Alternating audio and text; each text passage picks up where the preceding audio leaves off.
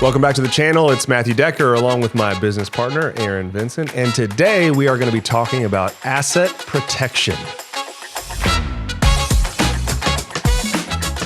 So Aaron, when you hear asset protection, what is it that you think of? I think of some of the horror stories I've heard or seen even about someone doing a really nice job of growing, saving, accumulating, and some completely unexpected, unknown risk came. You didn't even know you were at risk, right? And some or even all of those assets are now gone. I mean, it's a nightmare. So what are we talking about? Like what can happen and who can it happen to? I assume you mean mainly like someone, you have to have assets. Correct. To worry about asset protection. That's right. So we're talking about high earners, people that have accumulated a lot of money. Right. I think doctors would be a big one. Absolutely. Any kind of really skilled position or like you said, high earner.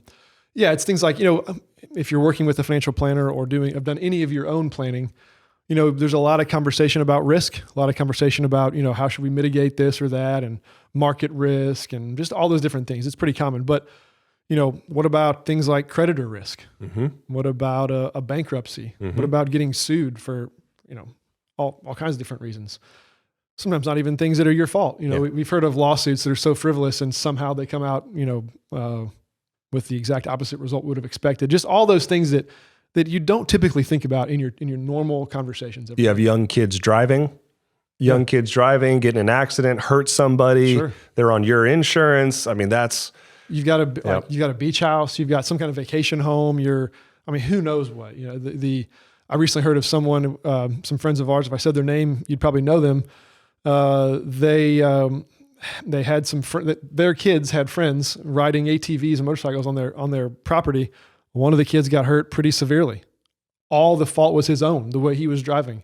And who's financially responsible? The property owner who wasn't even on the premises. It's crazy. It's just stuff like that. Yeah.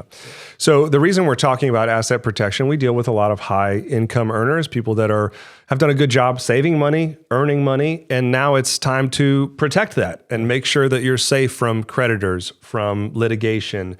And if you do just a quick Google search on asset protection, which I did, and we polled, you can see a big stack of papers there in front of Aaron. I polled basically the top Google searches on asset protection. And there were some good articles. We'll go through them here. I have some up on the screen. We'll go through it in a second. But it was kind of crazy to me how some of the most simple solutions to asset protection were nowhere near the top Google searches that I found. And so I thought, that's probably a good opportunity to maybe do a little video, talk about asset protection, and talk about one of the most simple ways that you can protect your assets from creditors, from bankruptcies, from litigations, and if you do a Google search, you're not going to find it. So simple, you might have missed it. That's right. So simple, you might have missed it. So let's go through the articles that I've got here. So again, these are all, the point of this is not to talk bad about these articles. I think these are all really good articles. Yeah. They're the top Google results. Most of them are from law firms. So this one is asset protection, what it is and why do you need it? And I think it asks some really good questions. What is asset protection? What risks should I protect against? What tools can I use? Okay, so what is asset protection? It's simply taking steps to plan ahead to protect what you've worked so hard for all your life. Love that. I think that's absolutely right. And when they say assets, what are assets? Well, it's whatever you own. Makes sense to me. I'm tracking. I get it, okay? What kind of risks should you protect against? And they've got 6 big categories here: medical bills, healthcare costs, scams or mismanagement, accidents or mistakes. And we've got the car accident example there. Acts of God, fire, tornado, hail, wind damage, poor financial decisions, and risky relationships, which is another interesting one. And all those are reasons to have asset protection. I think this is primarily focusing on asset protection in the context of your estate. Yeah. Which would be protecting your assets after you pass and making sure they go where they need to go and that they don't go to creditors or, risky adult relationships like this number 6. So if you're old and you got a sugar mama or a sugar daddy and you don't want those assets to go where maybe you don't want them to go, then that's asset protection. Okay, moving on. So let's talk about the tools that they use here because I don't want to belabor these articles. I just want to show you how it's amazing that the most simple solutions are just not present. And I'll tell you why they're not present. Okay, so financial tools, such as insurance, can help protect assets. What type of insurance? health insurance, long-term care insurance, disability insurance, homeowners insurance, and auto insurance. I think that those all fit the bill. Absolutely. Personal legal tools such as trusts can also help protect your assets, which is true with a major caveat. Most oftentimes when we see people talking about trusts as an asset protection tool, the trusts themselves, in order to give you any type of asset protection at all, are going to come with major guardrails, limitations, liquidity issues. I mean, I read one article that I didn't print off because I would have been too negative about it, and I didn't want to do that. That basically said you should put your money in an irrevocable trust. And if you know what an irrevocable trust is, you know how crazy that is, because you don't have access to money in an irrevocable trust. Yeah. An irrevocable trust establishes a different tax ID number, which means you're giving your money to someone that's not you. Something else owns it altogether. Something else owns all of it, which is a great way to protect your assets. Unless you want to use them. That's right. That's not to say irrevocable trusts are bad. It's just, so don't hear what we're not saying. And then we've got business legal tools such as LLCs and corporations. Yeah, I like it. There's something missing from this article, though. Those are the only three things. All right, let's go to the next article that we got here for you. We're just going to run through these. So this is from a firm over in Chicago, asset protection lawyers. So you need a lawyer. Does it work? Yeah, it works, but you need a lawyer. Our attorneys will help create strong protections for your assets by the use of trusts, retirement plans, annuities, and even more. Again, the most simple thing here, not listed. They're obviously focusing on trusts because if you're working with an attorney, a trust is that's their business. They make a living that way. Yeah, I mean, that's their business. And they should talk about trusts. Absolutely. Let's be fair. They should absolutely be talking about trusts. That's their expertise. Let's move on. So here's another one from another set of attorneys. And they say your assets are vulnerable, which is totally true, from creditors to the federal government. There's all types of people that can try to come after your assets. And again, we're at trusts and LLCs. That's the only thing mentioned in this whole article. Trusts and LLCs. When trusts are properly drafted and funded, they can be protected. You can form an irrevocable trust and leave your assets to a trustee. That's not you. That's not you. Or form an asset protection trust. Okay. Again, yep, you should talk about trusts. You're an attorney. Yep. Absolutely. The most simple solution, though, is missing. So, Aaron, what is one of the most simple solutions to asset protection that no one has heard about if they've just done a Google search because it's not there? Yeah. I mean, the obvious answer, they went almost far enough in one of those articles. They mentioned some forms of insurance, which is true. But the one that's not mentioned, the one that's glaringly missing, is life insurance. What do you mean? Well, most folks probably think of life insurance from a perspective of, I could buy a life insurance policy and it will protect people that inherit or benefit from me dying, to put it bluntly. But what we are talking about in this conversation is the cash value that you can build in a life insurance policy. That cash value, certainly an asset, is not accessible by these creditors, by the federal government. Depending on the state that you live in. Correct. Yeah. There are always stipulations. We should preface by saying there's no one size fits all. We're gonna go through it. We can't say everything in one video. It'd be hours and hours and days long. But life insurance, simply put, cash value in life insurance is a phenomenal way to protect assets. And as you mentioned, Matt, it's not mentioned in any of the top Google searches. It's not mentioned in any of the top Google searches. It's not in any of the articles that I printed out. I think I printed out not the top 5 because some of the stuff was garbage, but definitely all of those articles came from the top 10 Google searches. Yep. And again, nothing mentioned about life insurance. They went as far as to say insurance, disability insurance, right, homeowners insurance, car insurance, long-term care insurance. Yep. But no mention of life. And by the way, none of those things actually shelter your dollars. They might protect you from litigation. Like if you have an umbrella policy, that might protect you from litigation. But those are protecting like your home, your car. Right. Those things are not protecting your retirement account. Correct. Right? Okay, so let's talk about this. Life insurance has asset protection? It does. That's news to me. It's baked into it. Well, it's not news to me, but I imagine most of you are thinking, no way, that can't be true. Look, let's go through it.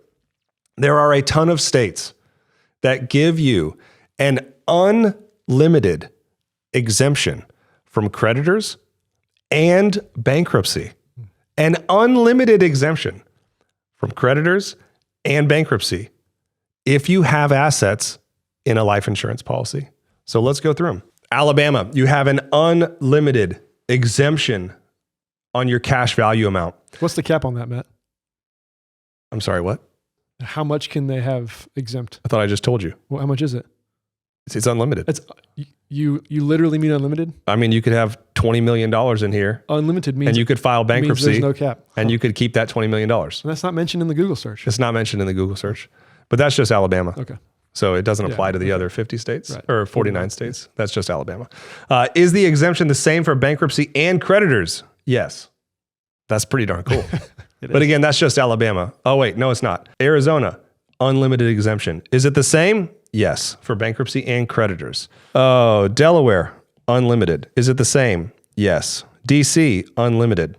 Is it the same? Yes. Florida, unlimited. Georgia, unlimited. Hawaii, unlimited. Idaho, Illinois, Indiana, Kansas, Kentucky, Louisiana, Maryland. What's MA? Maine or Massachusetts. Mass? Yeah, Massachusetts. Michigan, unlimited. Montana, unlimited. Nevada, unlimited. New Jersey, unclear. New Mexico, New York, North Carolina, Ohio, Oklahoma, Oregon, Pennsylvania, South Carolina, Tennessee, Texas, Utah, Vermont, Virginia, and Wyoming.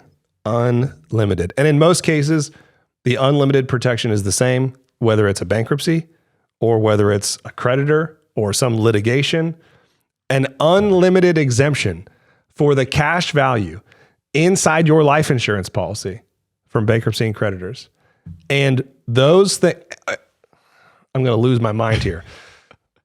Aaron, since it's in your life insurance policy, you can't access it, right? That'd be untrue. Oh, I can access it? You can. But only as like a spousal lifetime access trust provision for their health and maintenance and support. No, not at all. It's completely accessible as if it were any other account. But the government can obviously tax it. No, it's actually not even reportable.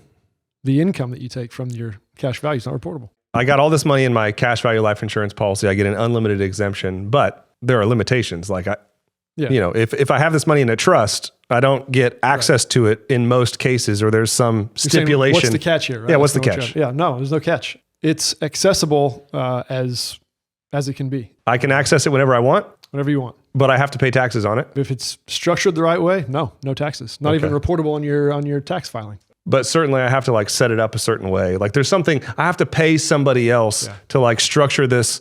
Like I need it owned in a trust. I see what you're getting at. And there are always a caveat by saying as long as it's set up properly. But as long as it's set up properly, all that you're describing, completely not an issue. Now here's what's crazy. So we just went through a bunch of states. I didn't really count them as I went through. I probably should have, but I over half. Yeah, it's probably more than 30.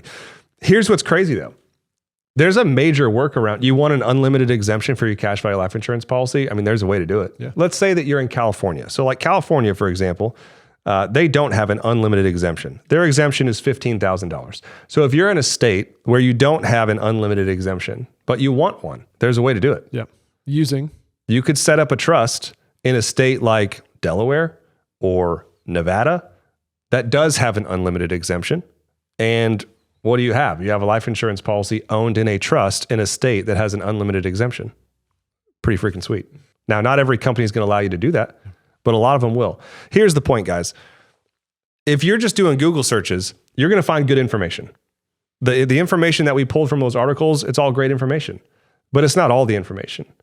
And shockingly, one of the most simple solutions that comes with virtually no limitations along the same lines of the limitations you would bump into in trust work. Because look, you're not going to get a trust that gives you asset protection without limitations. Right.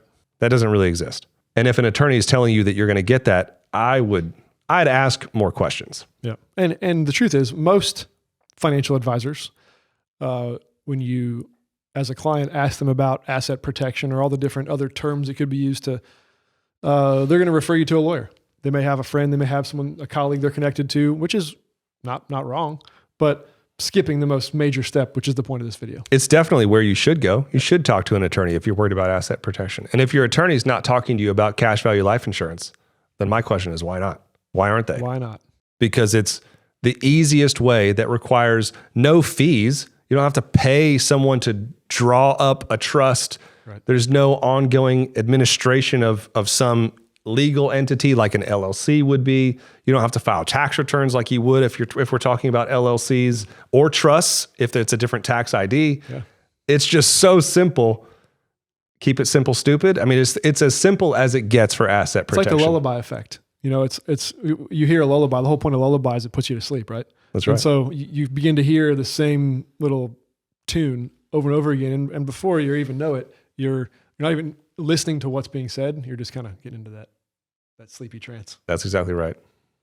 So if you guys are considering asset protection as something that maybe you should explore, if you feel like, hey, I've done a good job saving up some assets, I'm a high income earner, or maybe you're in an occupation where litigation potential is high, I'm telling you right now, you should absolutely explore having money in a cash value life insurance policy. You're never going to get a 1099 from it, assuming you manage it the right way. It's non-reportable to the IRS. If you have kids, the money in your life insurance policy does not count towards the FAFSA form. And you get an unlimited, depending on your state, an unlimited exemption from bankruptcy and creditors for the value of the cash inside your life insurance policy. And you're going to get a death benefit along the way. So if something happens to you, your family's totally taken care of. It's a self-completing plan. What am I missing? And if you Google it, it doesn't show up. That's right. If you Google it, it doesn't show up. So, hey, if you want to explore this, you should reach out to us. Again, our goal here is not to sell you a product. I mean, that's silly. You could buy a product anywhere. Our goal is to give you enough information and education to help solve problems. And we don't want to solve problems that you don't have. So let's have a conversation. If you feel like this is something you should explore, we will arm you to the teeth with enough information to make a good, educated decision for yourselves. That decision may be, this is not a fit. And if that's the case, we feel like we've done our job. Absolutely. On the flip side, this is a great solution for a lot of people, especially high earners. And if you want to explore that with us, we're a safe place to explore that. Go to our website, leveragedwm.com. Up at the top, you'll see a couple options. You can go to the Contact Us page, and you can send us a question. You can go to the Book a Meeting page, and you can book a quick 15 to 30-minute meeting and just kind of tell us what you're looking for, and we can see if we can help. Either way, we are here to serve you. We started this company because there was a lack of really good, clear, unbiased, straight to the point information in this space, and we are trying to fill that gap. But the only way we can actually fill that gap is if you guys take us up on our offer. So go to our website, leveragedwm.com/contact us or /book a meeting, and we'll talk to you soon. Take care.